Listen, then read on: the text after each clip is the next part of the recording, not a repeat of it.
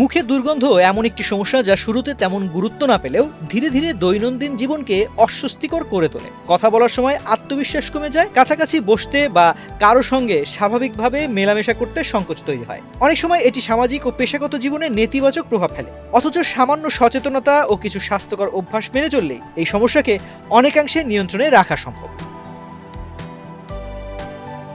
মুখে দুর্গন্ধের প্রধান কারণ হলো ব্যাকটেরিয়া। দাঁত, মাড়ি ও জিহ্বার ওপরে জমে থাকা জীবাণু খাবারের কণা ভেঙে সালফারযুক্ত গ্যাস তৈরি করে, যা থেকে দুর্গন্ধ ছড়ায়। দাঁতের ক্ষয়, মাড়ির প্রদাহ, জিহ্বা পরিষ্কার না রাখা কিংবা দীর্ঘদিন দাঁতের চিকিৎসা না করালে এই সমস্যা আরও বাড়ে। এছাড়া মুখ শুকিয়ে যাওয়া একটি বড় কারণ। পর্যাপ্ত লালা না থাকলে মুখের ভেতর ব্যাকটেরিয়া দ্রুত বাড়ে। ধূমপান, অতিরিক্ত চা কফি, ঝাল ও তেলযুক্ত খাবার, পেঁয়াজ রসুন জাতীয় খাদ্য দুর্গন্ধ বাড়াতে পারে। অনেক সময় গ্যাস্ট্রিক, বদহজম, সাইনাসের সংক্রমণ, টনসিলের সমস্যা কিংবা দীর্ঘ সময় না খাওয়াও মুখে দুর্গন্ধের জন্য দায়ী হয়। নিয়মিত দাঁত পরিষ্কার রাখা সবচেয়ে গুরুত্বপূর্ণ। দিনে অন্তত দুবার ফ্লোরাইডযুক্ত টুথপেস্ট দিয়ে সঠিক নিয়মে দাঁত ব্রাশ করা প্রয়োজন। ব্রাশের পাশাপাশি জিহ্বা পরিষ্কার করা জরুরি, কারণ জিহ্বার উপর জমে থাকা সাদা বা হলদে আস্তরণ দুর্গন্ধের বড় উৎস।